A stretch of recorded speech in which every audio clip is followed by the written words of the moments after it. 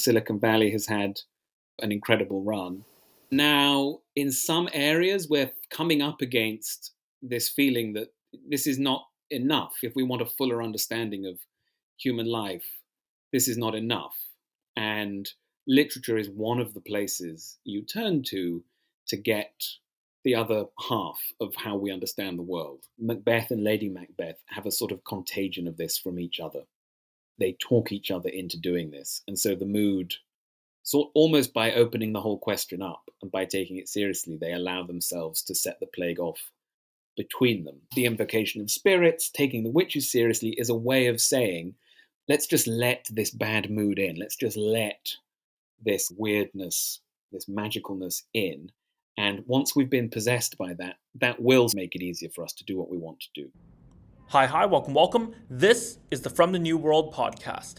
Today I'm speaking with Henry Oliver, the author of the Common Reader Substack and Second Act, What Late Bloomers Can Tell You About Reinventing Your Life.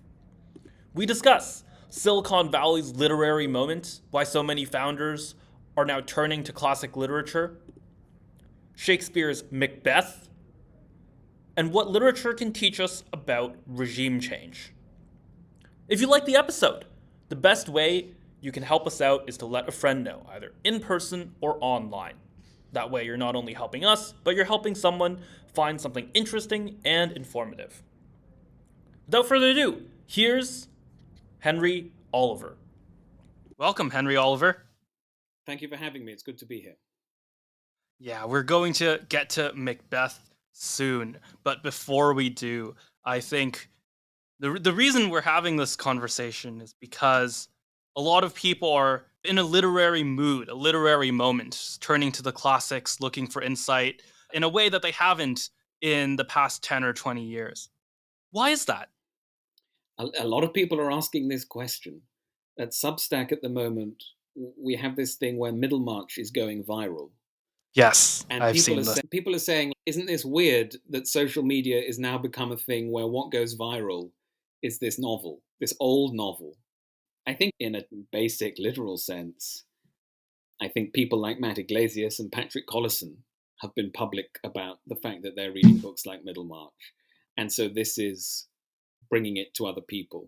But I think that is part of a bigger trend. I just wrote a syllabus for Nan Rosenhoff, who works at Stripe. She did a great website with different syllabi on, and she wanted a literature syllabus.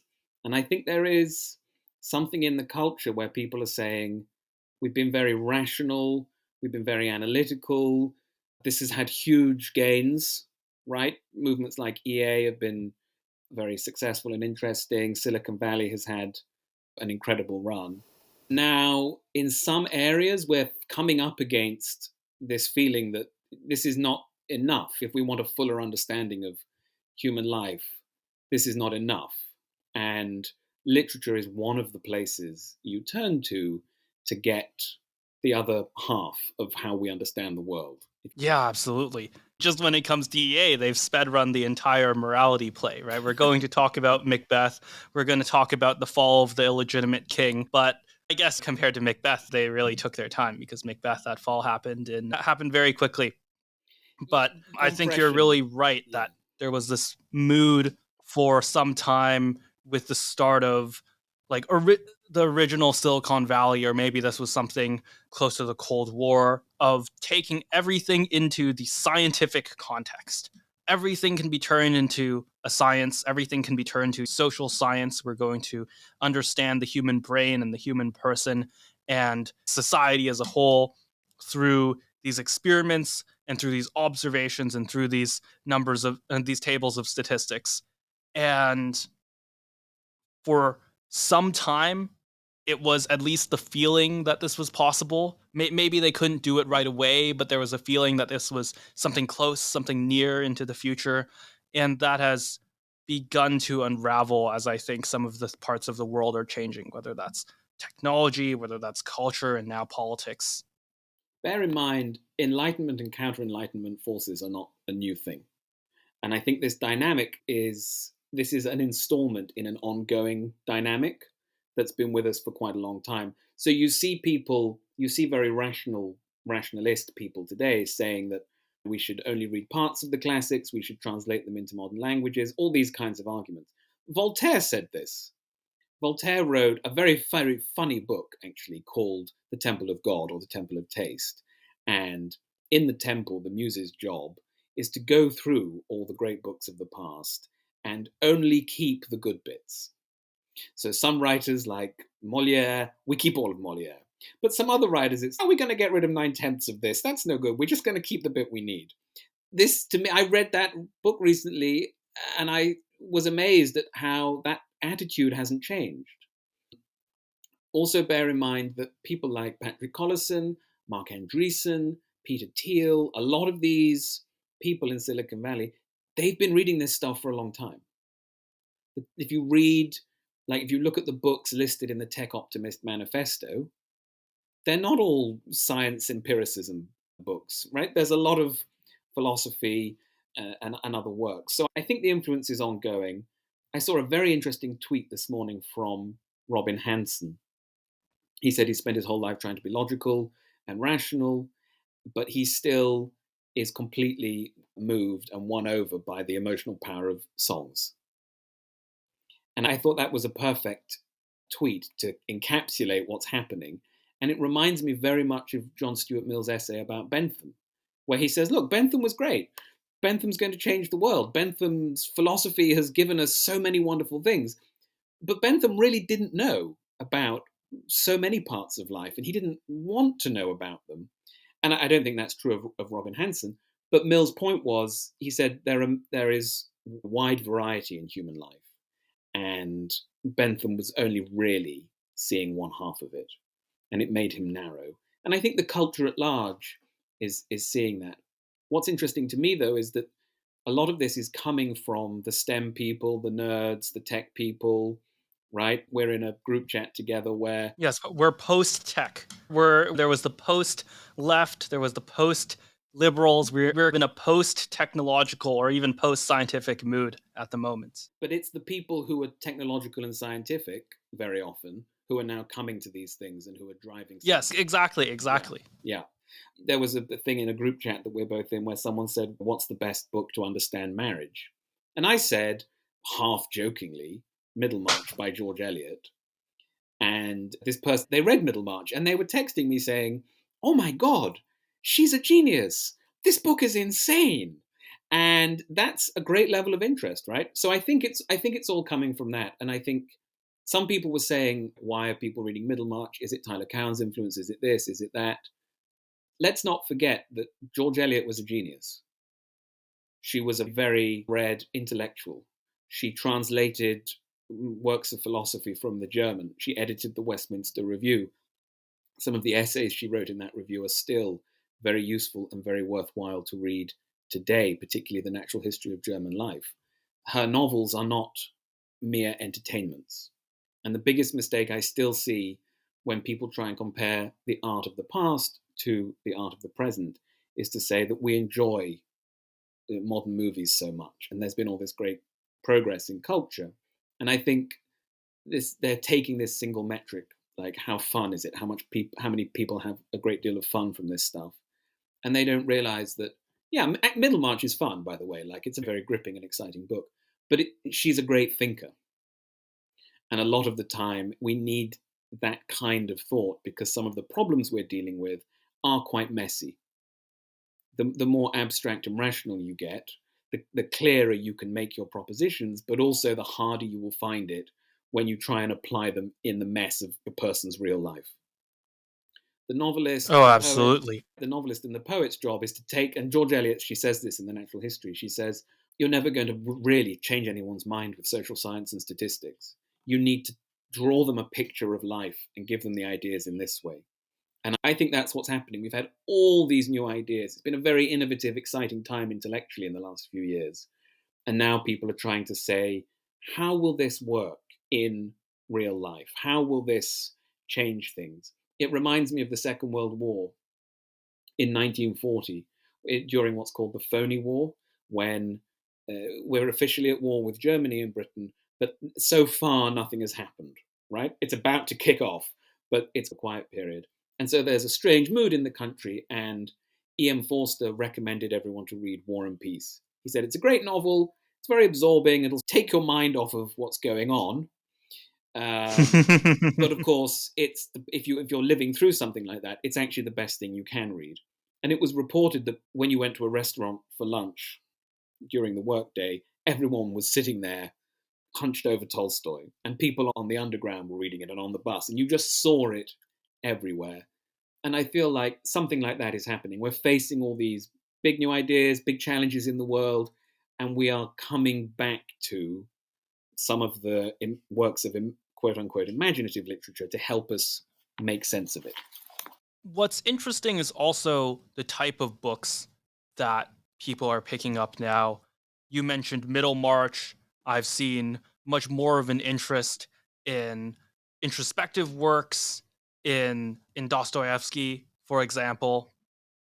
Mm. When preparing for this, I brought up The Man from the Underground and Macbeth as kind of contrast, not because Macbeth doesn't have introspection, but because in Macbeth, everything happens. The entire world changes, the regime changes. The Man from the Underground, nothing really happens. Nothing really happens to the world. And let me know if I'm wrong, but it seems to me like there's much more of a focus right now on the versions of the books or on the categories on the books where fewer things happen it to the outside world, and a lot of it is introspection.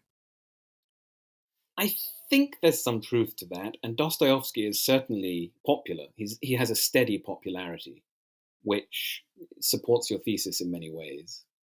Yeah, I think it's a very mixed bag, and I think some of the books that people are coming to now are a bit more about the public sphere. It was very interesting to me that Matt Iglesias wrote about Middlemarch as a NIMBY novel, for example. I thought that was a great post, and I'm pleased that people are realizing how relevant to those discussions the 19th century novel can be. And so I think we're going to start broadening our idea of the popular idea of literature is sometimes that it's about your emotions and your inner turmoil. And that's true if you read Dostoevsky, but it's not Oh, absolutely. true overall, right? And Dostoevsky seems to do well on TikTok, um, That he does. which good for them. I'm glad that they're reading him. He's not. I'm not a Dostoevsky guy, right? But I think it's great. And I noticed the 4chan best books of 2024. Dostoevsky did quite well on that. Yeah, But lots of so Dostoevsky, lots of Nietzsche. I don't remember what else. I think Plato was there. Love Plato, Plato. the Bible, Herman Melville. So it Oh, I wasn't. think McCarthy really outperformed Cormac McCarthy. Yes, I think that's right. But it wasn't actually a totally introspective list. It was a very good list and a very mixed list. And I take that as a really good sign. Yeah, 4chan has taste. I know. And what's interesting to me is that we have had various op-eds recently from literary people saying that the young men who vote for Trump and who have objectionable opinions, this is all to do with men not reading anymore. And Yeah, be careful what you wish for. and they say we need them to read literature to make a better society, which I think is a crazy opinion. And one of them in the New York Times said that he gives all the young men The Handmaid's Tale to read. Now, I think The Handmaid's Tale is a truly great book, one of the best novels of the late 20th century. I'm a big fan, and absolutely have nothing to say about it other than that it's a great book. But if you have a young man who isn't a reader, who wants a way in or whatever, that just isn't where I would start. And the fact that they've read Moby Dick and Brothers Karamazov or whatever, amazing, fantastic. And we should be meeting them where they are and letting them explore the canon in their own way. And I think that's very important.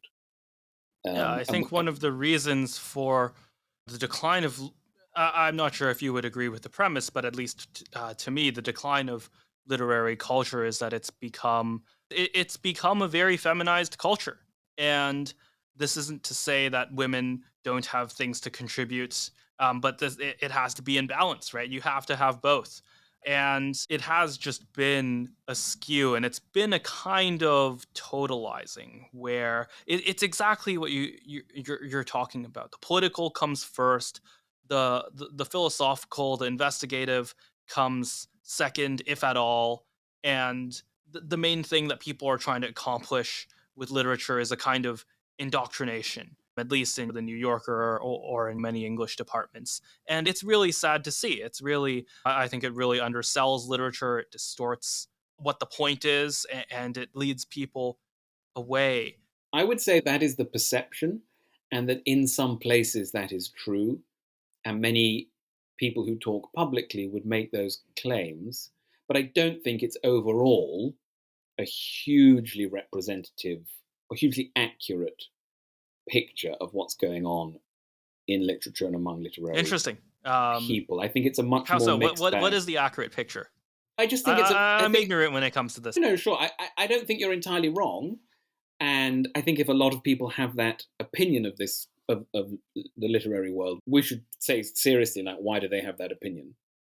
But I think it's a very diverse picture, and I interview literary people. I write about new books being written by academics or whatever, and I see a full scale from two of the books I reviewed last year about Shakespeare. One of them was called "Was Shakespeare Gay?" and one of them was a study of Elizabethan poetry anthologies. Now, both were really good books. Both were measured, tempered, evidenced, and persuasive. I can see that some people would look at the "Was Shakespeare Gay?" book and be like, it's politicized stuff. But what I see is that there are lots of different ways of thinking about Shakespeare, and there's lots of good work being done in both of those areas.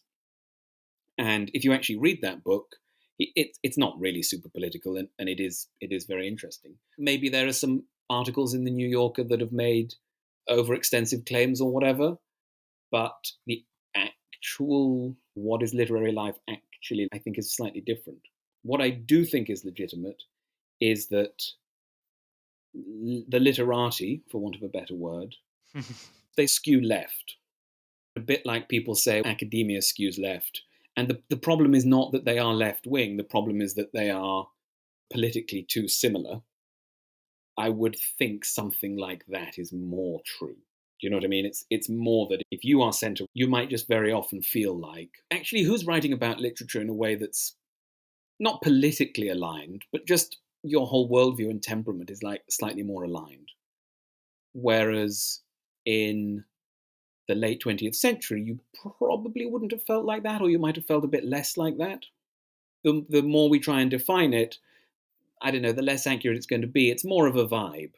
Yes, Which it's again is really not to vibe say based, it's and not it's to. really driven by these mega competitors. I think it's really driven by the New Yorker, by the New York Times. That has, I agree, that has a huge outsized effect on how people perceive things.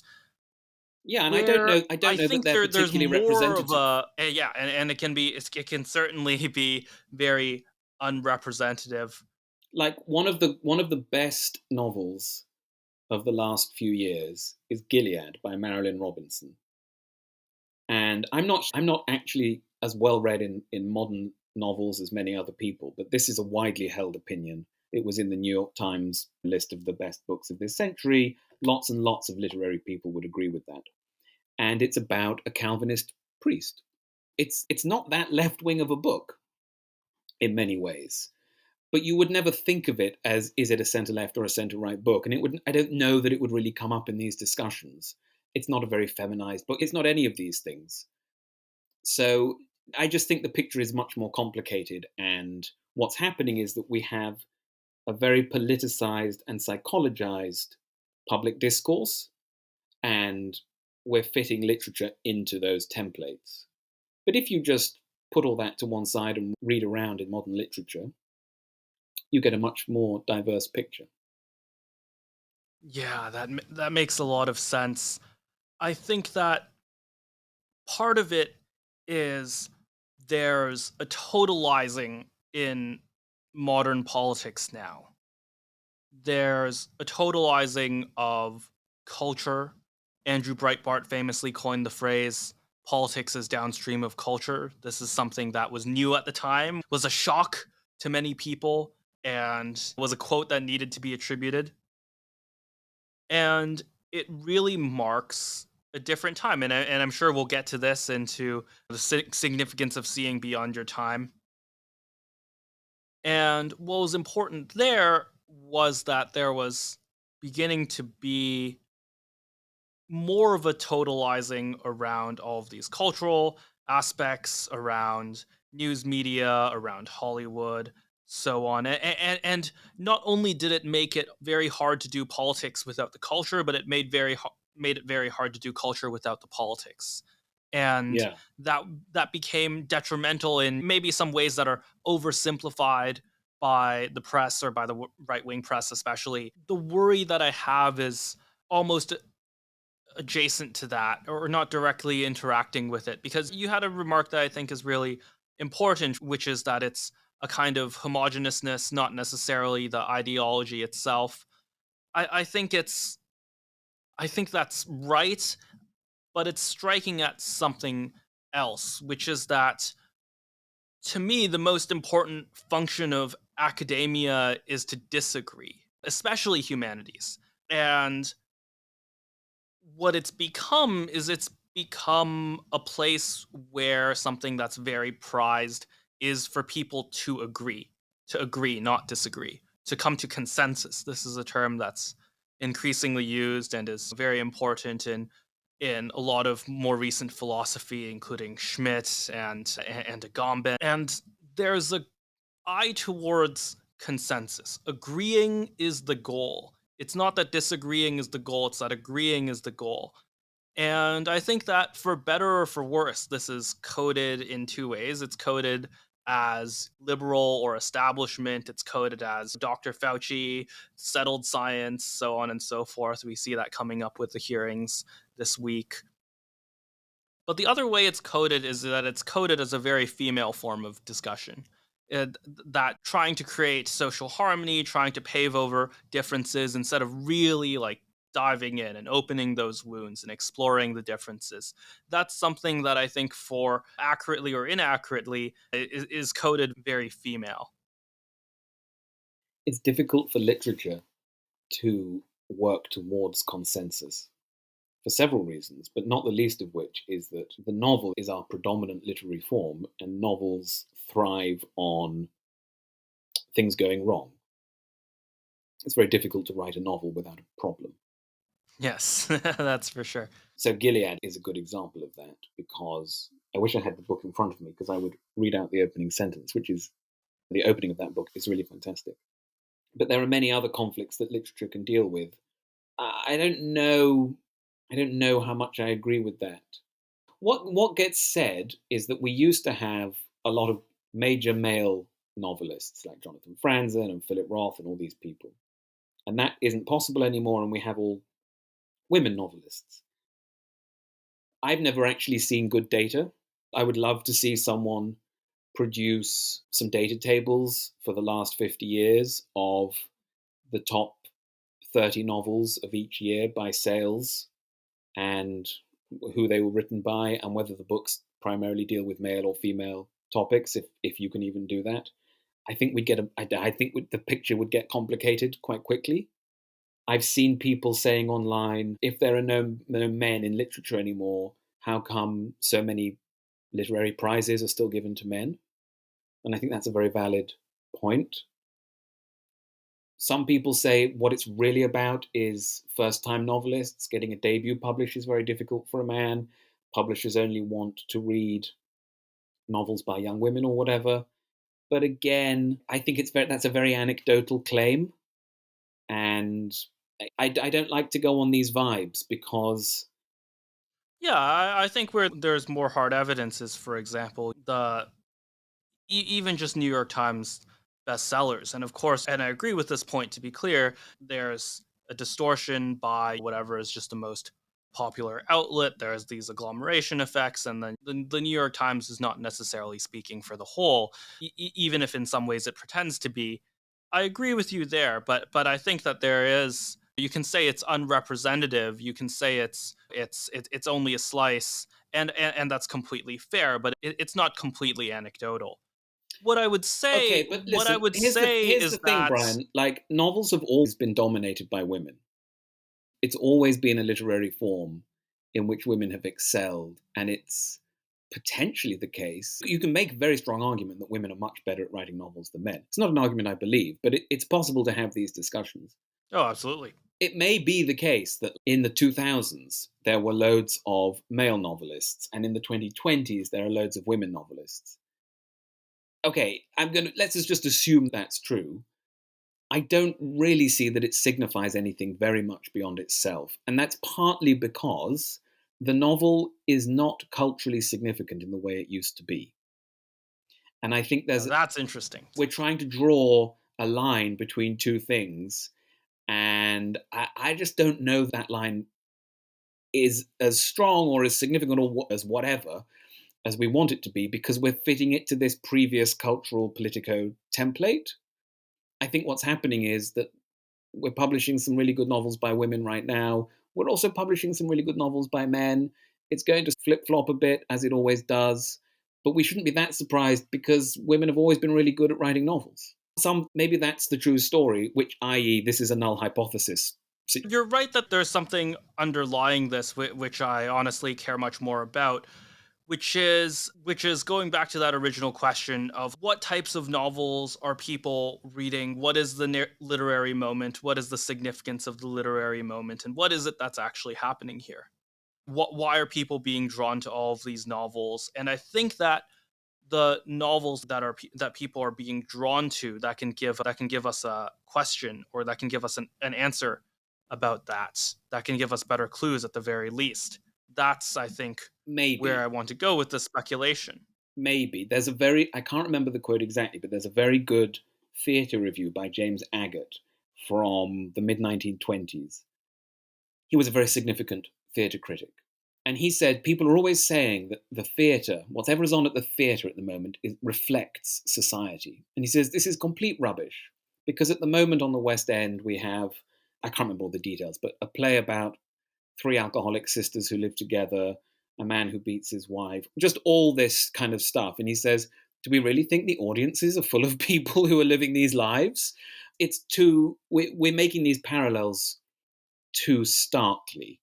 And I think that these are the terms of cultural debate that happen in magazines and newspapers, but it might not be the best way to understand what's going on in literature. Here's another example. I'm reading a book called Major Arcana by John Pistelli. It's not a debut by any means, but it's a really good novel. And I hope it does really well. And whether or not it is a New York Times bestseller that gets a long review in the New Yorker, I think is less significant than the fact that it's being published and a lot of people are going to talk about it. And to me, it's a very significant piece of evidence against some of the claims being made, right? Yeah, there's amazing things are happening. So what's the reasonable way to try to draw conclusions from this? Is that possible at all? I think of art as not something that teaches us a lesson, but as a provocation. And George Eliot has a wonderful phrase from one of her letters. She says, "You must remember that I am not a teacher, I am a companion in the struggle of thought." And so these provocations that art offers are a way of thinking, a way of reconsidering, a way of opening up new perspectives, new feelings. They're not necessarily comments on or reflections of the culture right now, even if they are in fact trying to openly be those things, right? They are works of the imagination. And people don't like this because it it makes it much less easy to say why this is about society right now or whatever.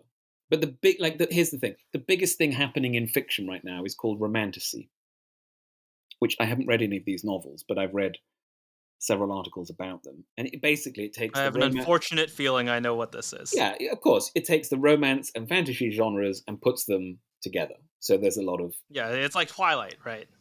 Yeah, I guess. I haven't read Twilight either, but it's sex with monsters.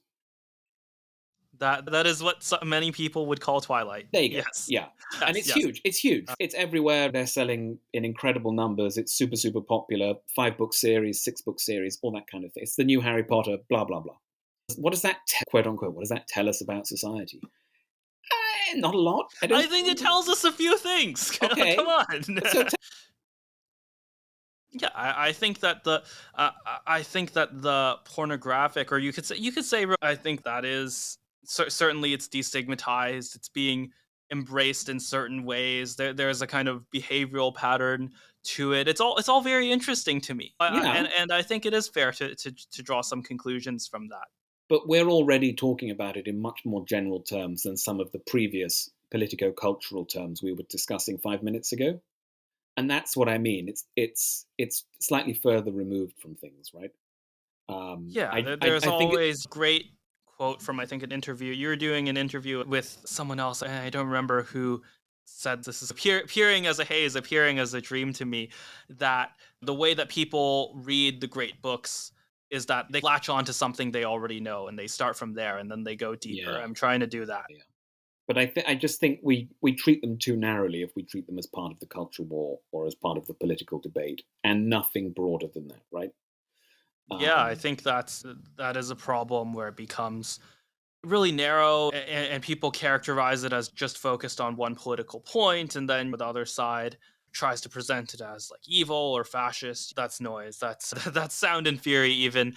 But I think there is value to doing it and doing it seriously, and really asking yourself what this teaches you about society. I think that's a very valuable question to ask. Even to go back to your point, even if you're not settling on an exact answer, even if you're just adding nuance to your exploration, adding new questions, new ways of asking yourself what is going on with the world. Even that, I think, is extraordinarily valuable, and is valuable to, and can give you lessons, can change your mind about how society is going, and teach you, you know, yeah, maybe teach is the wrong thing, help you self teach lessons about society. no, I agree with that, but I think again we're already again like we're further away from the terms we were discussing earlier, and I think this is exactly right. Literature is pluralistic; it offers us a whole series of perspectives and a whole load of information, and it's not all to be taken literally or directly. Think That's about very important. Yeah, and I think that is quite a significant difference. Otherwise, we're doing what the guy who wants the Trump voting young men to read The Handmaid's Tale is doing, Yeah, yeah. and so we have to be careful about that because even with The Handmaid's Tale, which is a very political book and is in many ways a very open and direct commentary on certain parts of the world, there are I think there's still a range of views on how to read that book. Some people say some you can go from this book is a warning about what might happen to society. Some people say we are living in The Handmaid's Tale. So that's why I'm just like exercising a little bit of caution about how. And I think the way to treat it is, as I say, as a provocation, as a companion in the struggle of thought, rather than as a like diagnosis. There's always a temptation to be too polemical and see things in too narrow of a lens. And we I should be think that many sided with what's literature as really we are with other interesting. things. What's really is that that's in many ways why people are turning to literature, is because Exactly. that they see the world around them as already being characterized too as too narrow and too polemical. Maybe they see their own thinking as being too narrow and too polemical, and that's part of the draw. Absolutely. Let me give you another really good example. I read a novel last year called Biography of X by Catherine Lacey. It's a really good novel, a very ambitious and intelligent and imaginative novel. And it stood out to me from some of the other things I've been reading that year. And it's set in an alternative history of the United States, where the South has seceded and there's literally a big wall around it. And you have a very conservative, repressive South and a very liberal, open North. And these obviously dynamics are familiar in other aspects of American history and literature. But in the open and liberal North, in say, the 1960s, I think it's set in, it's very possible in this alternative universe for bisexual and gay people to just live openly as bisexual and gay people, and it's totally normal and it doesn't cause any comment or raised eyebrows or anything like that. Now, obviously, in many ways, that book is an intervention in the discourse or the culture wars, or however you want to phrase it, right? But that is quite, I think, a slightly reductive way of You're not going to go through and underline the thesis statement and say, this is the moral that's being pointed to here or whatever. You could do that, but what it's really doing is saying, this is a reimagining of how people could live in, people could organize society, and a reimagining of how the different sides of the culture wars might organize themselves for better and for worse, and use it more as a thought experiment than a polemic. Even a book that is a polemic, I think, is always really operating as a thought experiment. And it's notable to me that if you look at actual thought experiments in philosophy, they're often written as short stories, and they're quite compelling as such. Peter Singer or Derek Parfit were quite good at what we would call microfiction, the 100 or 200 word short story. But they were doing it for philosophical reasons, but they still had that quality. So I would like to put it more in those terms, if that makes sense. Yeah, that makes a lot of sense. And I think, yeah, I think that is a big reason why people are drawn to fiction. What one other aspect that I think is very important here is that when it comes to culture war, for a long time it felt like a dead heat. It felt like a an observation. It felt like if we're already calling it a war, we might as well call it a trench war. And it was not like you had tanks in Berlin and the war was over and you had liberation. It was not like we were signing the Treaty of Versailles. We were in the trenches. And I do think thinking of it from a political mood can be limiting, but I do think it can also add something. And the thing that it might add is that one of the questions you might want to ask yourself is something like, what happens if someone finally wins? What happens then? And I think very few people have an answer, at least very few people in the present. Mm. And that's why they are turning to fiction and turning to the great books. One of the reasons. Yeah, no, I think there's a good point there. Let me put it to you like this: the famous Robert Frost poem, "The Path Not Taken." You know this one. Yes. So everyone thinks, or a lot of people think, that it is saying that you should go down the road less traveled, right? And this became a meme of the 20th century. It's a huge cultural idea. It was in car adverts, it was in self help books, right? People just say, I took the road less traveled. The poem says the exact opposite. Okay, the poem says the exact opposite. And it's all there in black and white, it's all very clear. But people came to it wanting to be told that this was the road less traveled is what you should do, and that's what you have done, and blah, blah, blah. And it's very exciting. So, because that's what they wanted to see, that's what they found, and they ignored the puzzling evidence in the poem that contradicted it. Sometimes when we talk about novels politically, that's what we're doing. We're coming to it with the things we already know and think, and the side we're already on, or whatever, and we read it in that way. But that's not a true reading of the novel. That's fishing for the thing you already know about. One reason I think why people enjoy reading the classics is that when you read Middlemarch, it is a very political book. It is all about. The Victorians were great at having culture wars. It's all about that.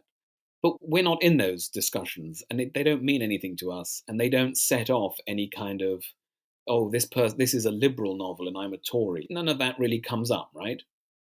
So it's Yes. easier for us to read the novel as the novel and to actually think about it.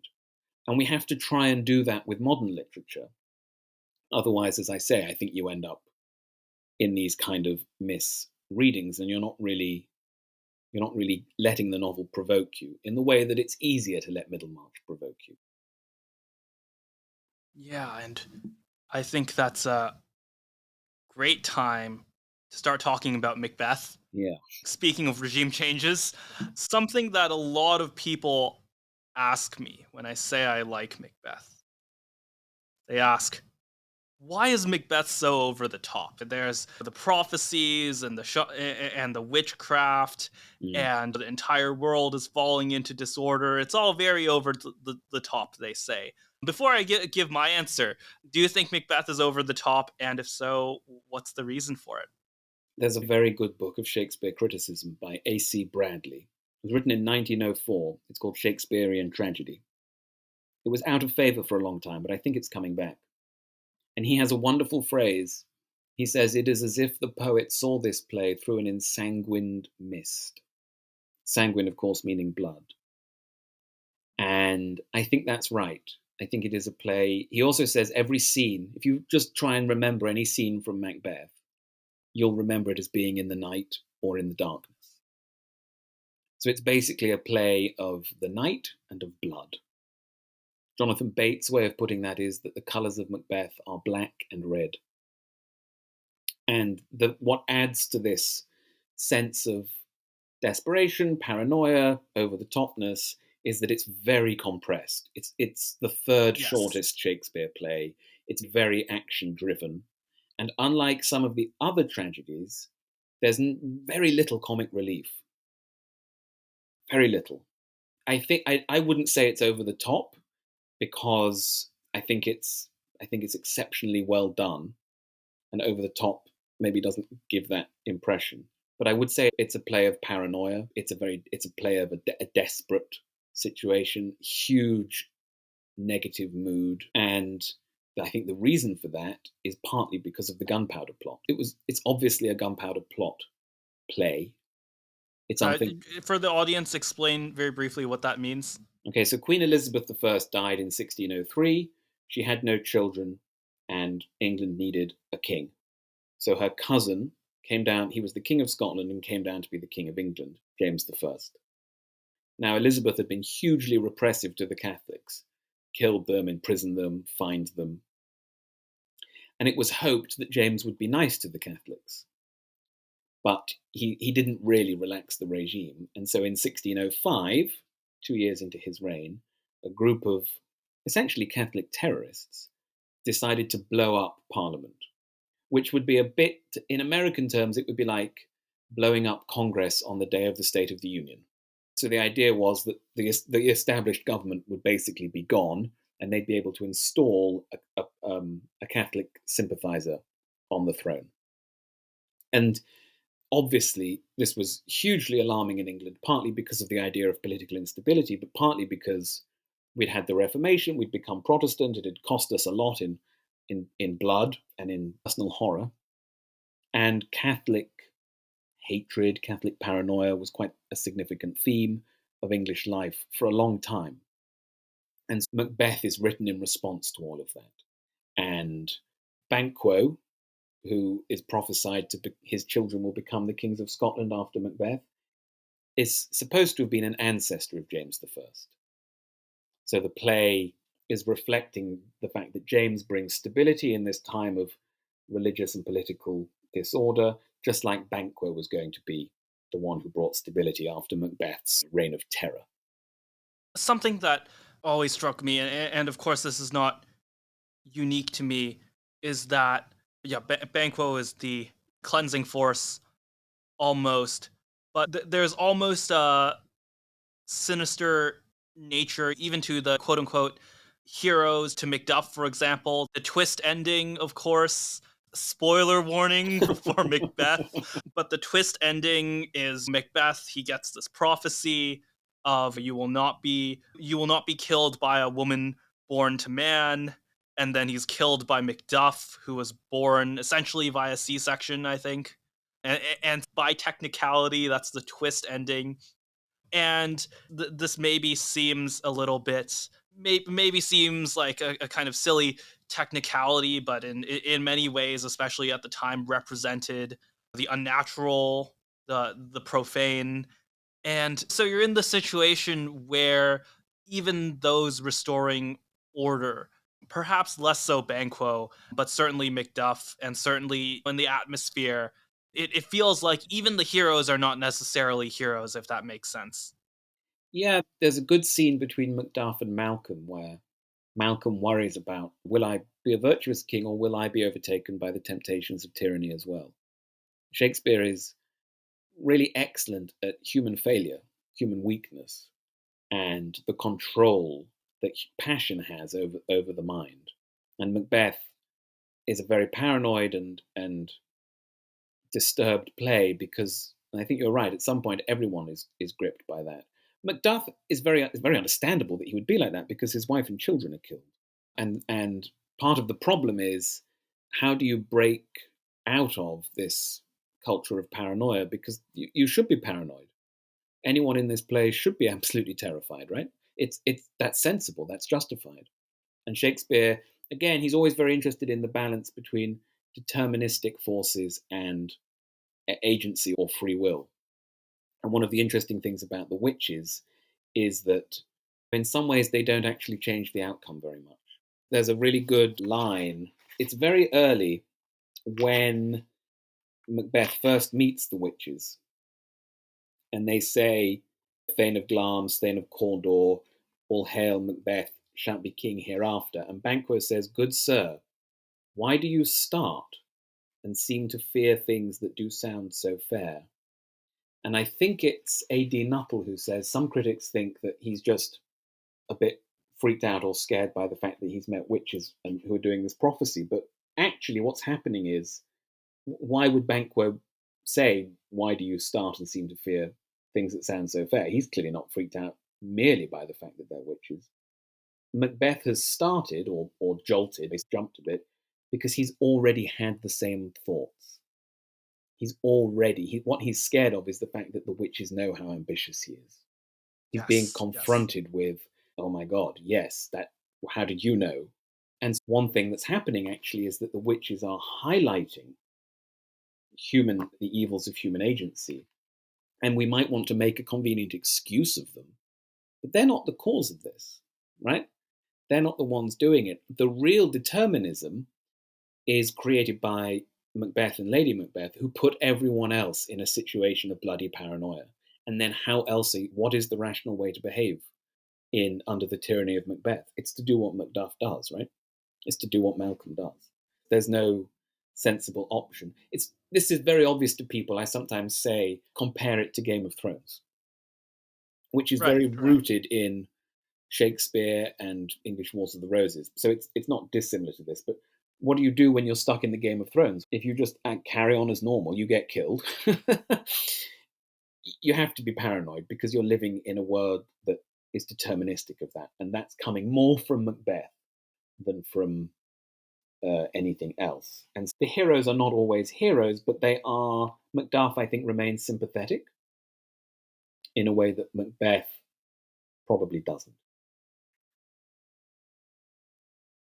One of the great challenges of Hobbes, who was, I believe, writing at a similar time, writing post the 30 Years' War, is once you're growing up in the state of peace, once you're growing up in a political order that is stable, at least relatively stable, that is not at war and at conquest, and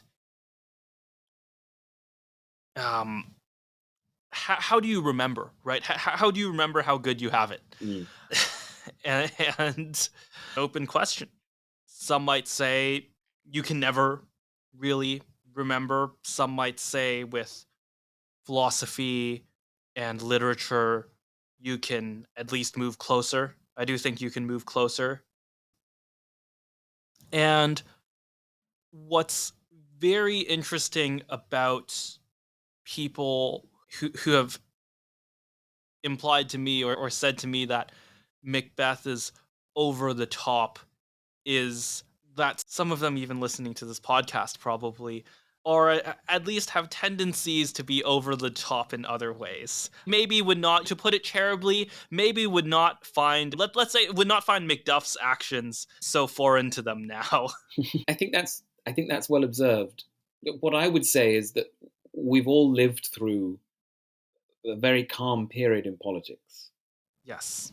And one thing I was pleased that you picked Macbeth to talk about, because the January the 6th invasion of the capital, or however you want to phrase that, to me is the closest thing that's happened in our times to the gunpowder plot. Obviously, it was not like They didn't plan to Yes, I actually. think there were guys with Guy Fawkes masks there. Exactly, So you could exactly. even argue there's a direct lineage. Exactly. Now, obviously, they weren't like stocking up gunpowder like in the cellar, and it wasn't speech, State of the Union speech, blah blah blah blah blah. But like, it was in a small way. I think what people were horrified by, and rightly so, was that these things don't happen anymore. That belongs in history. That belongs in all these very difficult periods of politics in the past, and that sort of thing should be a hint to us that Macbeth is in no way over the top if you have lived through. Shakespeare's writing before. This is a very early 17th century. Hobbes is writing after the English Civil War, a generation later. Right.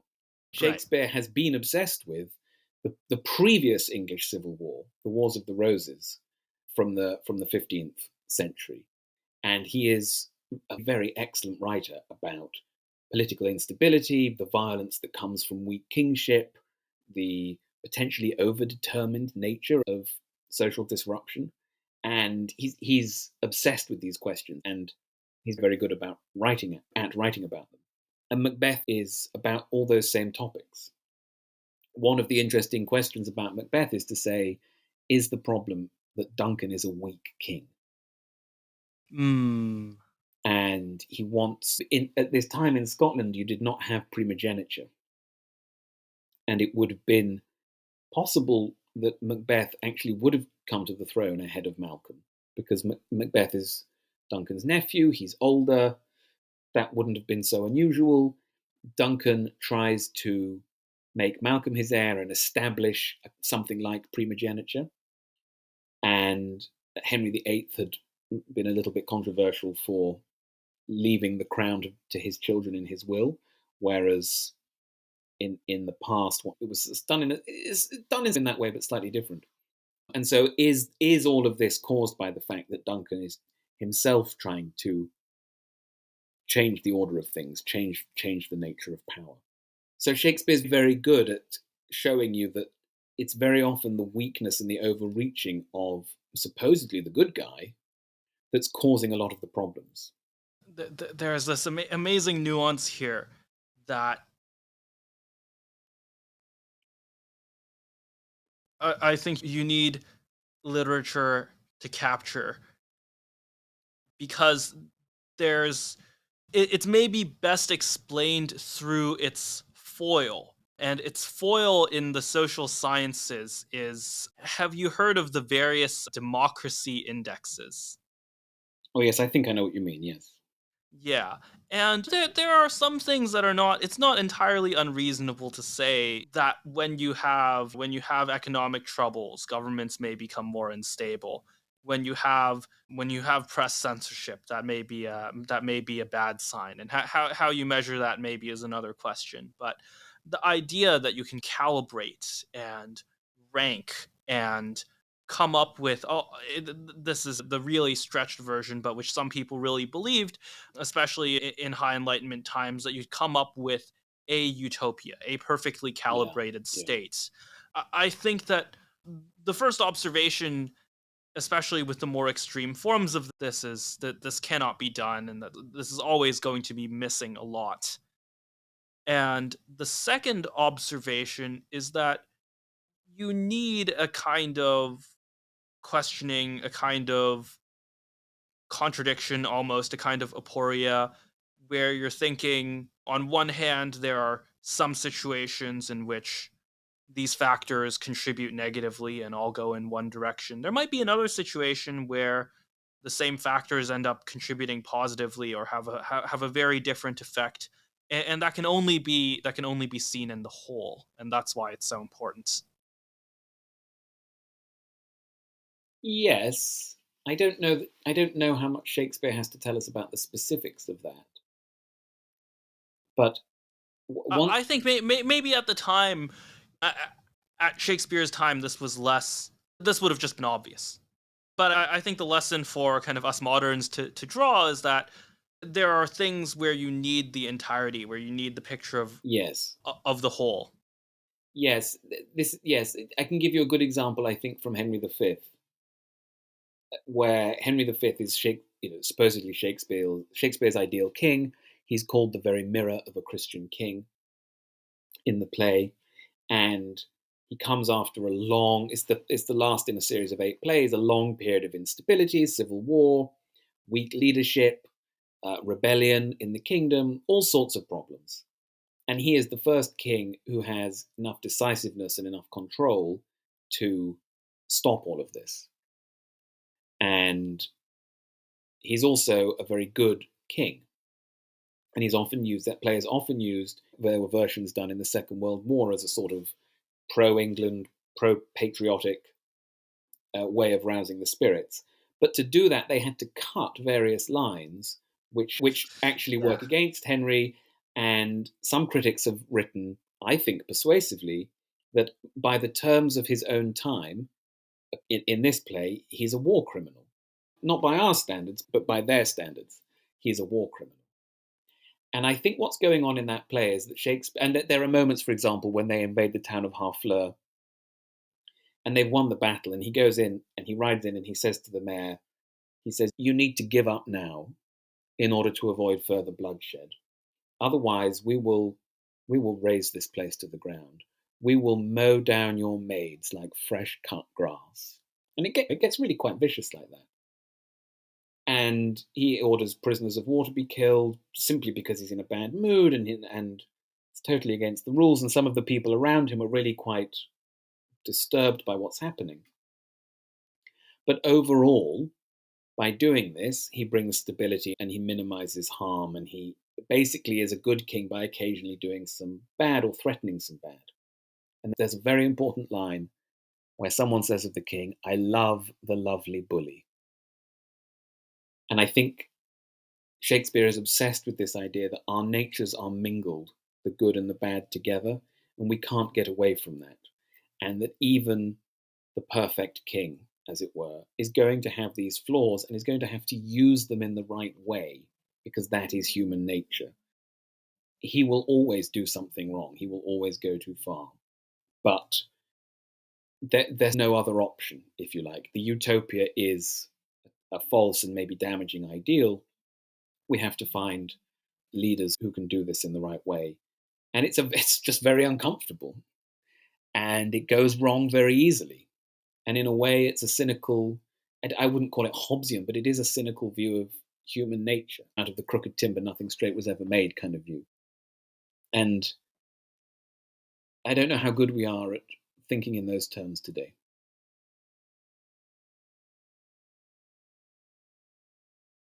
Yeah, there are so many things there.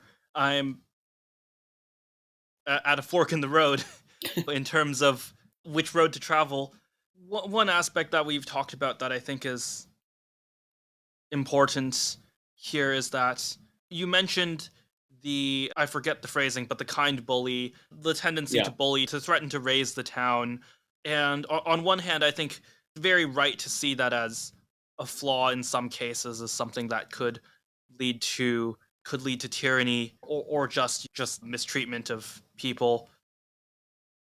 On the other hand, what is the alternative, right? Is the alternative Duncan? Is the alternative a weak king who precipitates violence with his weakness? We can't know for sure, right? So on one hand, it's pessimistic, but on the other hand, it's very honest about the necessity, and very honest about the ways in which even very weak people, or flawed people, or even in some ways villainous people can contribute positively, can have a positive effect on the world. The villainous people in Shakespeare don't have that effect. But even the mirror of a Christian king is not free from these problems and has to use them appropriately, yes.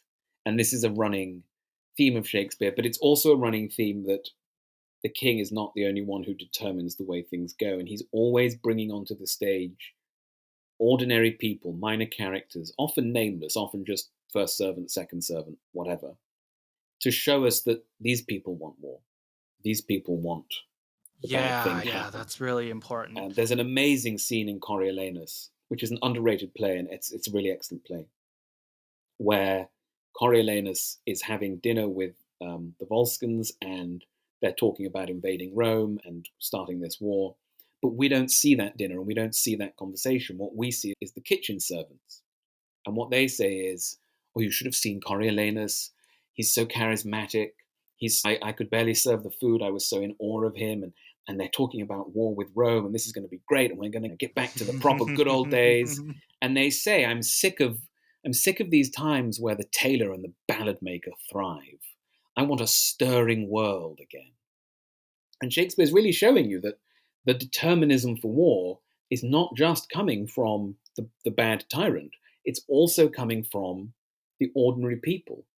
This is a theme, again, of Tolstoy, I think, that it's a very collective, when things go wrong, it's often a very collective thing. And one of the things that's interesting about Macbeth is that people catch the mood from each other very rapidly. Yes. Ambition. This is so important. Yes. So important. It's really a play of contagion. It's a plague of evil, and it just sweeps through everyone.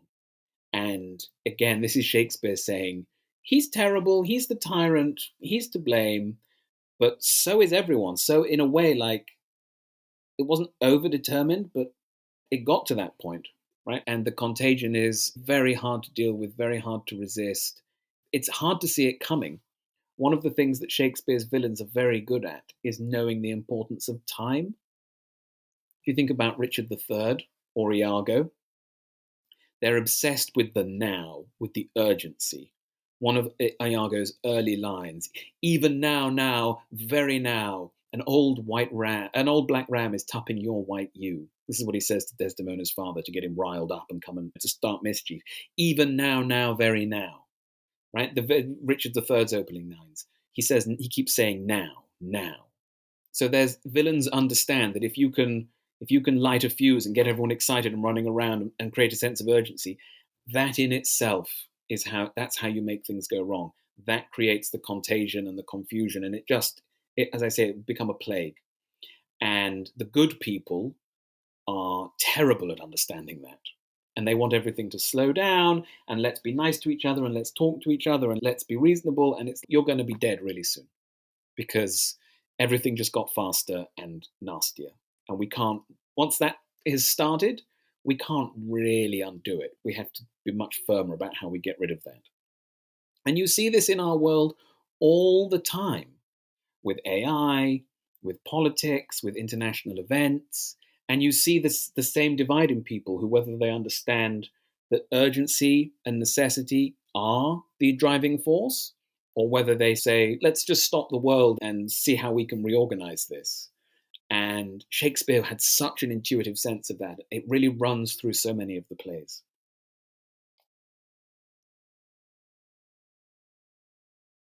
Yeah, I think I certainly think Shakespeare is a genius, but on this aspect in particular, I wonder if it's something that came much more easily to them, much more easily to people of Shakespeare's time. This is one of the things that I'm personally very concerned about, is this idea that we're waking up from a slumber and what that'll look like. Because you're exactly right, and this is why I stress the importance of, maybe this might be an exaggeration, but you can almost say that in Macbeth it went from something that was a seed within Macbeth's heart to a plague of everyone around him within days. And it went from nothing to everything within days. And I get a sense, and of course there's no way I can't be distant from this. It is just the fact that I am physically, temporally distant from this.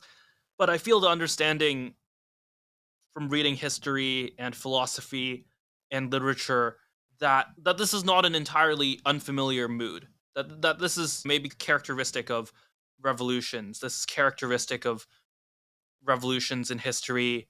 Certainly the gunpowder plot. In some ways, I know this was after, but in some ways the 30 Years' War as well. And if people are looking to understand what living through everything changing, living through, as Stalin says, living through the weeks when decades happen, Hmm. feels like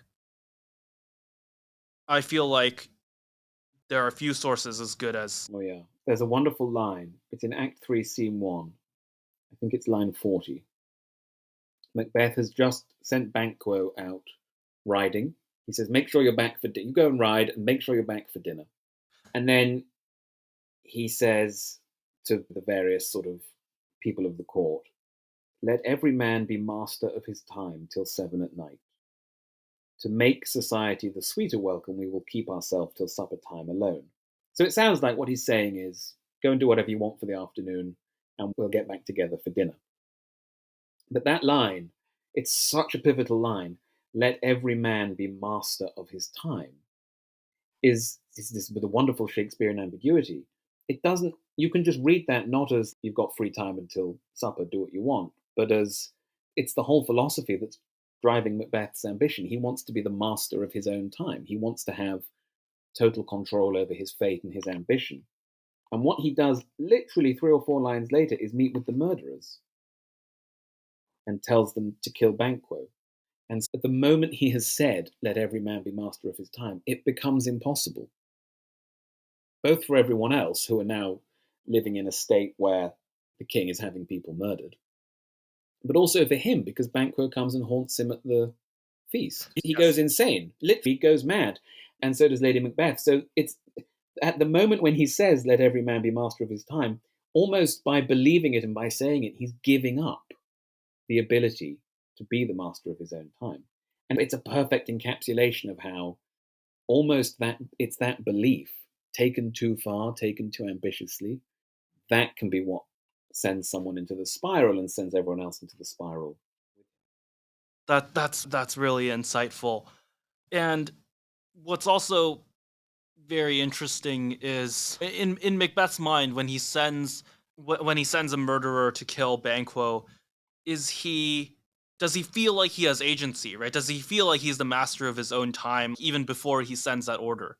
Or does he feel like he's being carried along by either by his previous decision or by fate or by anything, really? I'm not sure. This goes back to Contagion. I can't remember which critic it is. I think it's Bradley says Macbeth and Lady Macbeth have a sort of contagion of this from each other, and they talk each other into doing this. And so the mood, sort almost by opening the whole question up and by taking it seriously, they allow themselves to set the plague off between them, and they think they're in control, but what they've done is make a lot of excuses about why they're giving themselves up to their passion. And there is Hmm. in Samuel Johnson has a really excellent note on this. This is about Act 1, Scene 7, which is the scene that no one ever forgets this scene. It's when she gets his, he says, if it were done when 'tis done, then 'twere well it were done quickly. And he gives that speech, and then Lady Macbeth comes in and says, what's going on? And he says, we will proceed no further in this business. He hath honoured me of late, and I have bought golden opinions from all sorts of people. And she says, so he's saying, I really don't think we should actually kill this guy. This is a bad idea. And she says, was the hope drunk wherein you dressed yourself? Hath it slept since? And wakes it now to look so green and pale at what it did so freely? From this time, such I account thy love. So that's really quite harsh. And she gives a longer speech. And he says, prithee, peace. I dare do all that may become a man who dares do more is none. And she gives another speech persuading him, and he says, what if we should fail? She goes, we fail, but screw your courage to the sticking place and we'll not fail. And what Johnson says, I think this is excellent. The arguments by which Lady Macbeth persuades her husband to commit the murder afford a proof of Shakespeare's knowledge of human nature. She urges the excellence and dignity of courage, a glittering idea, which has dazzled mankind from age to age, and animated sometimes the housebreaker and sometimes the conqueror, which is an absolutely perfect insight. And he says the trouble is the play Macbeth has destroyed this false idea by distinguishing true from false fortitude. In that line, I dare do all that may become a man, who dares do more is none. And what he says is, because courage is the distinguishing virtue, particularly of a soldier, a man finds it very difficult to be called a coward by a woman, and it releases this great impatience in them. But that doesn't make it right. And he says the obligations laid on us by a higher power cannot be overruled by obligations which we lay upon ourselves. And I think he's absolutely right about this. The two of them are using their emotions to give themselves a reasonable excuse why it's okay to commit murder. And this is when the contagion begins, right? This is where the plague comes from. And it happens between them. And it happens because of the mood they share together, if you like, and the strange entanglement of their ambitions. So that I would locate the origin of it there. And I think those 2 paragraphs by Johnson are worth whole books of psychology. Oh, absolutely. I see this dynamic all around me with ambitious, either people in long-term relationships or newly married. I had a relationship like this when I was quite a bit younger, of where the woman is pushing the man, or they're pushing each other towards a pure ideal. And this is something that is maybe quite unusual to see in the first time, because in many ways, especially historically, the social role of women was the opposite. What was to moderate, was to create social harmony. Instead, and you can see this in a disastrous way with Lady Macbeth, it's to create this pure form of Macbeth's ambition, right? The pure form of Macbeth's ambition is the contagion when they come together. It's not this that I often hear in Silicon Valley is, I needed one other person to believe in me. Yes. And a lot of times that's good, and some of the time you kill the king. Remember, it's not so much that she believes in him. From this time, such I account thy love. So she's saying, I thought you were a better man than this. And if this is how weak, Right. this is how weak you are, then that's how I'm going to see your love. But there is a point of view that says she talks him into it. I want to really strongly stress that they talk each other into it. And Yeah, so it's a we've talked spiral. about how he the look of surprise on his face, because he knows, wait, they already, like, what they're saying, I already feel that ambition. Remember 2 scenes earlier when she gets his letter. They met me in the day of success, and I have learned by the perfectest report that they have more in them than mortal knowledge. When I burned in desire to question them further, they made themselves air, into which they vanished. Whilst I stood wrapped in the wonder of it, came missives from the king, who all hailed me Thane of Cawdor. By which title before these weird sisters saluted me, and referred me to the coming on of time with hail, king that shalt be. So the way he's chosen to describe it to her is completely credulous. That letter to me is saying, I have found the perfect justification for what we want. Look at this, these witches, who I have learned by the perfectest report they have more in them than mortal knowledge. Don't worry about it. They are witches, but it's fine. I know, I've got it on a good authority. So actually, he sets it off with her. And that's when she says, yet do I fear thy nature, it is too full of the milk of human kindness to catch the nearest way. So they know their dynamic and they're leveraging it together. And it's about her believing in him, but it's also about him saying, I finally found the excuse we are looking for. Now we can do this. And in a funny way, he's asking her to bully him into it because that's what he wants. Yeah, this is an aspect I'm really reflecting on it now, because I think my first time reading Macbeth, this was in high school. I think I had a very kind of rationalist notion. I think I just took for granted that, he's killing the king, he's bringing the king here, he kills him, Of course he plotted to kill the king. That was, of course, that was the point. And I was thinking of it in this very cut and dry way without really weighting the seriousness and the doubt and the honor and the respect of Lady Macbeth. And yeah, it's something beautiful because if you were telling this as a history, as a factual history, maybe this is even the case for the gunpowder plot. I'm not sure. A lot of the time, we just have the correspondence, right? It's not ambiguous. We know this is when they plotted it out. This is how far they went. This is when the decisive decision was made. And of course, even then, there's more nuance to that. There is these very human elements of doubt, but there's more. I don't know. Maybe in some ways that there are more uncertainty, or sorry, there's more certainty because of more historical documents and so on. But in some ways, maybe the lesson is that we should also take those documents a little bit less seriously. I Uh, think, yeah, I think one of the things that reading Shakespeare can do for you is to make you understand that the words mean more than they say. And yes, the idea of absolutely. tacit knowledge, which Polanyi defines as realizing that we know more than we can say. I think what a lot of the time when we it's easier to understand when you see Shakespeare, you have that feeling of, I know what's going on between these two people. It's not exactly what they're saying. I can totally get, I can see that vibe, I can see that contagion. It's interesting to me that in the famous lines where she says, unsex me, what she's actually saying is, come, you spirits that tend on mortal thoughts, unsex me here, and fill me from the crown to the toe, top full of direst cruelty. Make thick my blood, stop up the access and passage to remorse. So some people read that as saying, like, make me not a woman so that I can be strong in order to be vicious.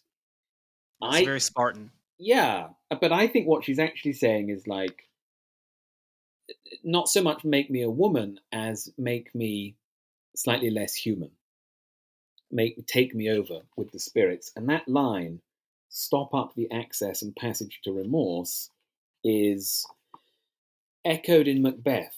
When he says, if it were done when 'tis done, then 'twere well it were done quickly, he goes on to say, if the assassination could trammel up the consequence. So what they both say, if I could put a cork in the mechanism that, you know, made me doubt what I'm doing, or could put a cork in time and stop the consequences flowing from this deed, it would be much easier. And the invocation of spirits, taking the witches seriously, is a way of saying, let's just let this bad mood in. Let's just let this kind of weirdness, this magicalness in. And once we've been possessed by that, that will make it easier for us to do what we want to do. That's our way of like slightly shutting down the normal system and giving free rein to our worst impulses without making us feel bad. And I think that's why they both go mad, because we would psychologize this and talk about repressing feelings and them coming out later on and whatever. But they've jointly put so much strain on themselves to block off the things that are preventing them from doing it. When that strain breaks, he first goes mad when he hallucinates the knife, and then when he sees Banquo, and then she goes mad when she's waking up in the night and saying, you know, who would have thought the old man had so much blood in him? And it's because once you've stoppered up or trammelled up the things that are preventing you from doing evil, eventually the stopper will come out and you'll be flooded with what's happened, and you know it will destroy you. So that, I think, the contagion between them is that it's we know we want to do this, and we've been looking for a way to squeeze down the thing that's stopping us. And these witches and the invocation of these spirits, that's the way. And of course, it's a terrible mistake. It's a tragic mistake. The question that I immediately have is, to what extent that's a phenomenon of evil or of cruelty, or whether that's the cost of any sort of inhuman life. And I think it matters, it helps to have context for why I ask this, because I think that this is a very regular occurrence in Silicon Valley, that people will suppress their cruelty to kill the king. No, that people will suppress some of their human aspects and say, I'm going on my Sigma grind set. I am going to dedicate myself to my work. And very often, almost all of the time, it's good work. It's not killing the king, but it requires a kind of superhuman dedication or foregoing of other human aspects. And the question is something like, how long can that last, right? Can that last at all? I think once you step down from the sort of ambition that Macbeth has to the sort of ambition that the rest of us have, it becomes a slightly different question, because what you're giving up of yourself or what you're letting into yourself, it is nowhere near as bad, right? The access to Yes, evil is very different surely. too. Yep. But I think it is a very good question, and if you were to read Henry V, that question of like how much of yourself should you sacrifice for to be in a position of authority or power or accomplishment or whatever, that's a very live question in that play, as it is in the previous two plays of Henry IV. And that's one reason why I think the Henriade is essential reading for people in Silicon Valley, people in the government, in Doge, whatever. I talked about this a little bit with Tyler Cowen. Is that Yes, great episode. Highly recommended. thank you, but that's the running theme of those three plays, is that Henry has to dissimulate. He has to put on an act in order to be a successful king, and up to a point that is necessary and good. But he also there reaches a tipping point when he has to start doing things that he really, his past self, as we would say, would not have wanted to do. And I think he navigates that pretty well. And I think he comes out of it still basically as a good guy. But some people read the play and say he's let it eat, by the end, he's let it completely eat him up. And the wooing scene at the end reflects very badly on him. And it shows you how he's become a bit of a machine. And it's a very interesting debate in the plays. And it's a very interesting debate as to how Shakespeare is trying to present him. But that's why I think they're essential. Whereas Macbeth, as you say, how many people are actually trying to kill the king, right? Macbeth, I Yeah. think is more useful as you Yeah. watch the news. The reason why the January the 6th thing was so terrifying to people is that it had that quality we talked about earlier, that where is everything about to get really fast and contagious now? Whereas if you're thinking more in the terms of your own life and your own ambitions, maybe the Henriade is a better place.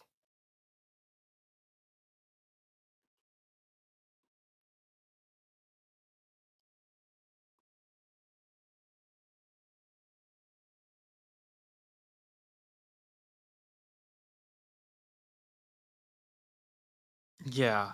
Can you hear me? Are you still there? Yeah, sorry. Yeah, there were connection problems on my end. I think the audio should be saved and will upload properly. But yeah, I just didn't quite hear the last part of your answer there. I Um, was saying that because of January the 6th would have had that, I think was frightening because it had that feeling of is everything about yeah. to go really fast and the contagion spreads. But if you're thinking in terms of your own life and ambitions, maybe the Henriade is a more suitable set of plays for thinking about how does my ambition interplay with who I am as a person and what I want to sacrifice. Yeah. I'll be honest. I am one of the people who still needs to read the Henriade, so I can't comment too knowledgeably You've got a treat there. waiting But for you. Do you yeah, read? yeah, Do you read exactly. or do you watch? I tend to read. I find it very difficult to watch video just as a rule. I think it's better with the in person, but I've rarely had the occasion, so almost always I just read.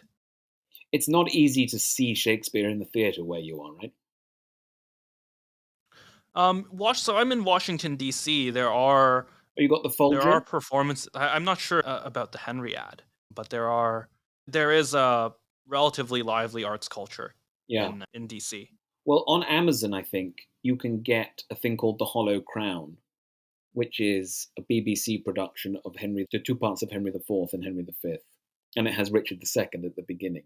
I agree with you. I much prefer to read Shakespeare than to watch. That is actually a very good production, and it's one of those plays where some of the scenes, particularly in the tavern, it might help to just watch them or watch a bit of them so you can just get a sense of what are they, where are they all sitting and what are they actually doing, because it can get a bit muddled, I think, if you just read it. But I agree, and those plays particularly read very well. Yeah. So speaking of the infection of the plague dynamic, remember actually from the Tyler episode, I believe you mentioned Rene Girard being at his strongest in his book about Shakespeare, Mm. Theater of Envy. How does Girard think about this plague aspect or the play as a whole? I haven't looked at what he says about Macbeth for a long time, so I'm going to struggle to talk about the specifics on that. And I was trying to get to the library and I couldn't make it.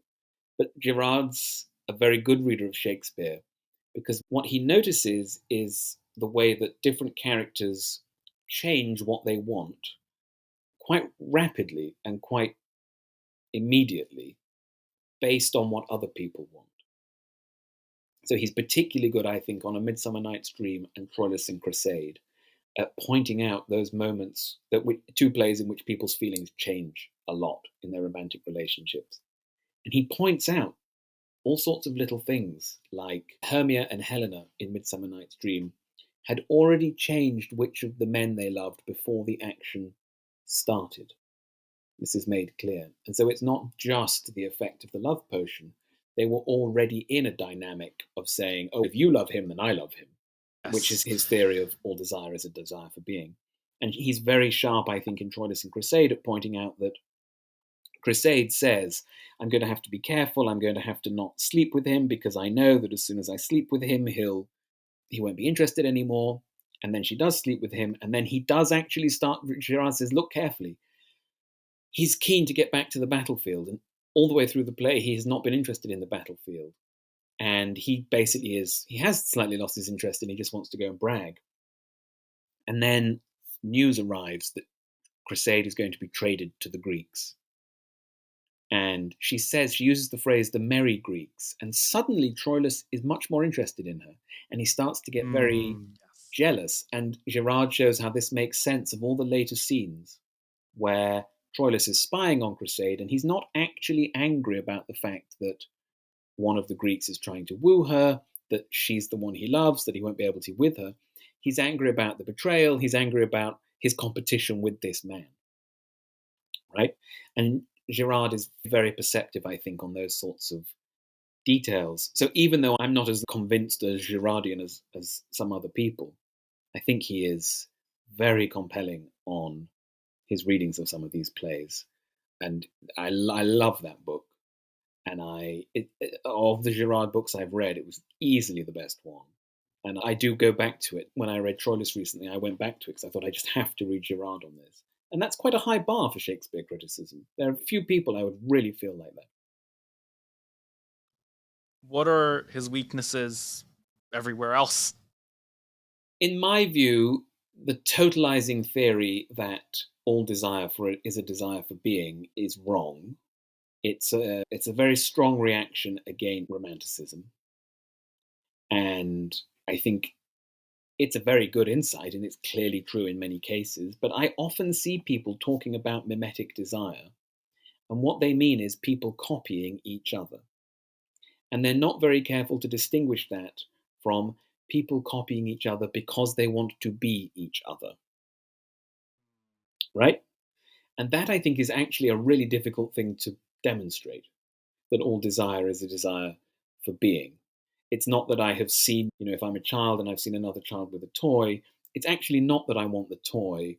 And it's not just that I want to be the same as the other people, it's that I actually am ambitious to be that person and that this will therefore create a dynamic of conflict between us, because I will realize that I cannot actually be you, and I will feel inferior to you and therefore become spiteful to the mentor and all this stuff. And I think that is an aspect of human nature. And Girard showed us quite clearly that it does happen. And he showed us that it happens in Shakespeare. But I also believe that there is much more about human desire that is innate or inherent, and that is worthy on its own terms. And I don't think human psychology is a sort of great hall of mirrors where we're all looking at each other saying, I wish I was you, in this kind of weird, regressive way. I think that's a dynamic, and it can become a very controlling dynamic. I don't, someone like Peter Thiel or a lot of people who work in related areas are much more convinced of the overall thesis than I am. And Girard himself said, when someone said to him, what's the answer? How do we solve this? He said, we might start with a little sanctity, which I think is a great answer and relates to everything we've talked about. Why read literature? Why step aside from everything that's happening day to day and go back to these much more useful texts? And the way I see it is that what that does for you is it offers you a provocation. And that provocation, Emerson said this, he said, I truly cannot learn from another. I can only be provoked by him. And they say whatever they say. And then I get a feeling of yes or no coming back from inside myself. And I think that something like that dynamic is really what's going on at the root. And that's obviously much more complicated and has many different outcomes, one of which is the Girardian one. And clearly that happens a lot. Clearly, the Christian notion of forgiveness is hugely important to that and to the way we've dealt with that in other ways. But I think a lot of theories like this are psychologized and given a kind of overarching emphasis. And as I say, I don't think all desire is a desire for being, and I really don't think that all mimesis is Girardian mimesis. Yeah, there's a lot there. I absolutely agree that Gerard, in my opinion, really underestimates innateness and innate difference. This is sometimes stylized as class difference or platonic natural elites, but I think differences in temperament for sure. There's a tendency to go too far in the opposite direction with making an idol of Myers-Briggs or various other psychology tests, so on and so forth. But I do think there is an element of innateness and there is an element of innate desire, and this is something that is not fully integrated in Gerard at the very least. This is something I would say that is probably not true of a lot of modern Gerardians. That in many cases, many modern Gerardians take a lot from modern psychology and modern understanding of innate differences and add a Gerardian lens to that. Whereas you're right that this is not what Gerard himself does. Gerard himself is much more totalizing. Yeah, and he often, to be fair, he would often say, I've expressed this too strongly, but that's what people do. And I think that's fair. And we should be clear, obviously an admirer and a reader. Someone said to me a couple of years ago, you should read Gerard, and I sort of reluctantly did, and obviously realized my mistake. But Me as well. yeah, So it took several tries with me actually of people telling me to read Gerard and me reading it and not being impressed. And yeah, this happened 3 times before I finally took to it. have you read his book about 19th century novels? Oh yes, Deceit, Desire, Yeah, and the novel. That is my favorite Gerard book. yeah. That I think is a great book, and is a great reading of Dostoevsky and Stendhal and others. But that comes back to what I was saying earlier, how cleanly we should draw a line from our literary conclusions to our broader thoughts about society and humanity. I would be much more cautious than Girard is, right? Yeah, I think that I agree with you. I see this temptation in myself, and I think that one of the reasons I have this temptation is that it's easier to compartmentalize than to integrate. And if you think, and I should say, I do think I'm still on the sympathetic side to this idea that we are in a kind of revolutionary moment, then if you combine that with the compartmentalizing, which I'm not really favorable of, but I think I'm still susceptible to, then you get a lot of people going from pure science, pure calibrating existing systems without questioning the fundamental premises, too far into the other direction and too far into just, I don't know, taking one reading or one implication way too far. Sure, and we all do it, and it's inevitable. And Girardian ideas are good, and so if they get overemphasized, what that means is that we'll settle down into a position of having integrated them properly. That's part of the dynamic of how new ideas get absorbed into intellectual and cultural life at the appropriate level.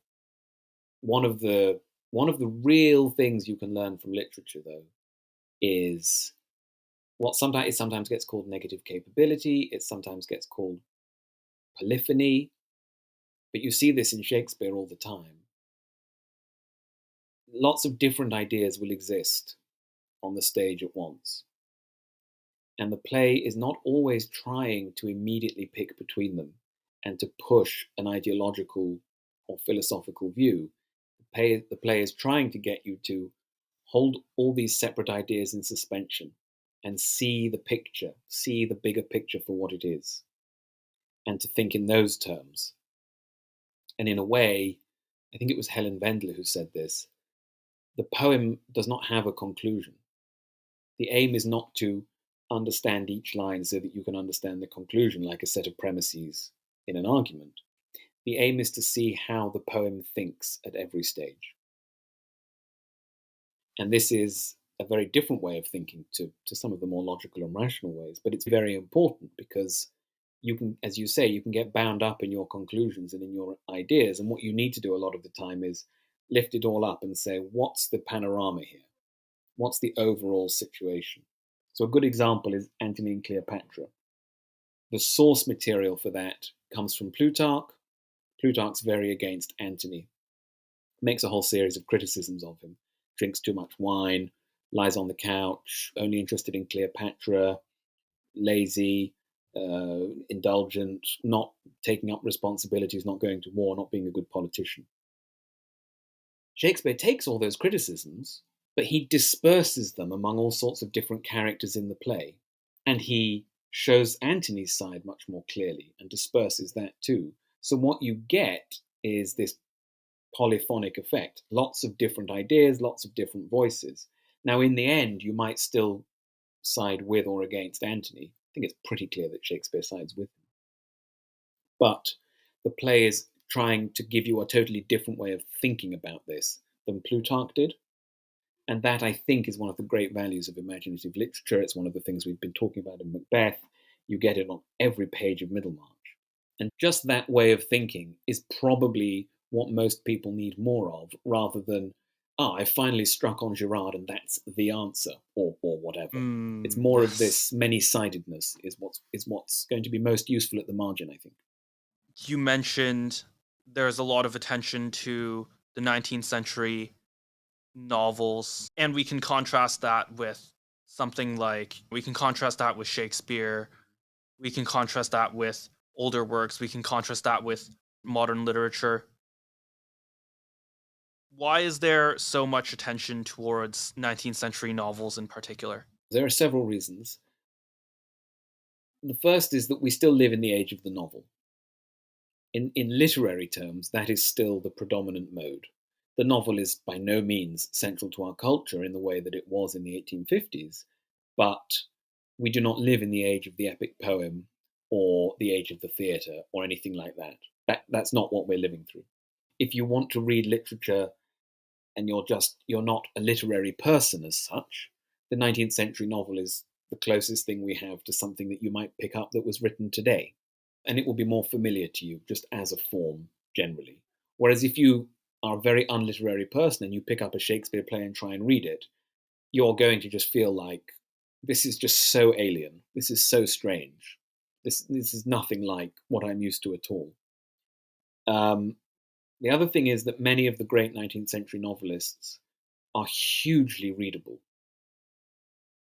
Tolstoy and Jane Austen are hugely readable. They're very immersive. They're very page turning. You're not constantly going to be stumbling over what do they mean. This sentence is confusing.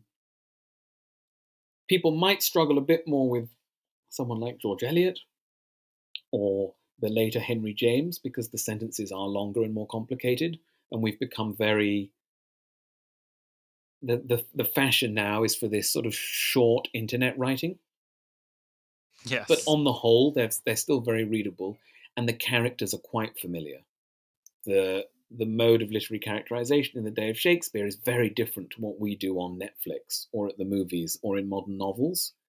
But you can read a Jane Austen novel and be laughing with scandalized admiration at just how good she is at satirizing awful people who are very familiar to you, and you'll be cringing because you think, I know people like this, I've met people like this, I work with someone like that. Some of it's just all to do with that. The third point is that they're interested in the same questions that we are, socially and morally and politically. So it's not the case that there are lots of young women who are trying to work out like which of the local figures in the gentry who has 5,000 a year they're going to marry, like in a Jane Austen novel. But assortative mating is still a very important question to us in a capitalistic Indeed. society, right? The questions that are raised in War and Peace, sadly, are more and more urgent to us every month. Partly it's just it's this combination of different factors. It's the last period of literary innovation that is so close and so accessible to us. Obviously, there have been other periods of literary innovation, but modernism and its successors are much less immediately accessible to the ordinary reader, I think. Everyone can read Tolstoy and have a good time. That's probably not true of James Joyce. I don't know. I was rereading Macbeth, and it was full of bangers. It was full of Oh, things that I thought send tweet. Um, absolutely. People have observed this with Nietzsche as well, full of aphorisms, and but I think that makes sense as well. There's yeah, that's a I'm not sure if I fully agree that we're still in the age of the novel, but I think we're certainly closer to that than to the age of theater, for example. So that does make I don't sense. think the novel is central or important to our culture in the way it used to be. But what does literature mean today? It doesn't mean poetry or drama. That makes sense. Yeah. There's no, and I find this really interesting. I'm coming up with a theory, and I don't know how much I'll talk about it because it's all very like raggedy. But why is there no epic poem of the space age? The Homer, Virgil, Dante, Milton type poem.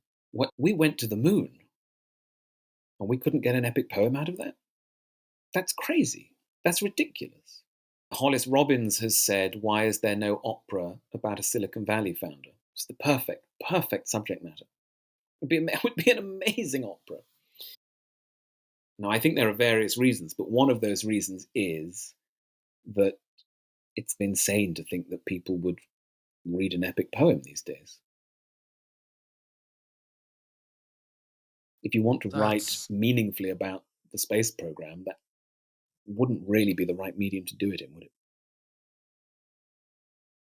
yeah. You have movies. You have Apollo 11. It's You have Oppenheimer, which is not exactly space, but is no, but similar idea, um yeah.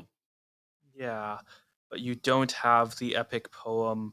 But the novel, it's still possible for novels to have. There are several novelists who have a real place in our culture and who are widely discussed, widely disputed.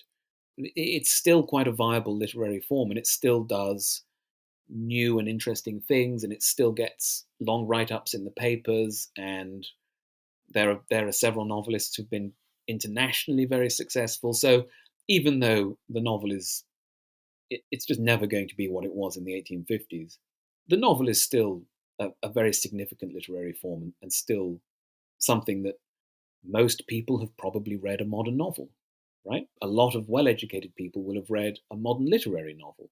If it's just one or two or whatever. Yeah, I remember. So yesterday, someone brought up The Three Body Problem by Liu Right, Cixin. So yeah, there is some influence still today. exactly. And So yeah, then you yeah, pick I up a think you're 19th right about century that. novel, and it's just not, you can see, oh, okay, this is not so far away from something I've already done. Whereas if you left school and you haven't read anything literary for 10, 15 years and you pick up Shakespeare, it is totally unlike what we do now. And I agree with you, it's brilliant and I loved it. And there are so many, it's one of those plays where, as you say, there are so many lines, so many great lines. But I am sympathetic to people who complain and say it was like wading through treacle, and I couldn't understand some of it, and it was very slow and difficult for me to really get into. No one has that problem with Pride and Prejudice, or far fewer people. Yeah, that's absolutely fair. I'm reading War and Peace at the moment, and it's phenomenally immersive. I was traveling the other day, and with all my airport time, I got through 200 or 300 pages in a day, because it just keeps going. It's just so wonderful. Yeah, thank you so much for doing the podcast, Henry. Thank you for having me, Brian. This was a really interesting discussion.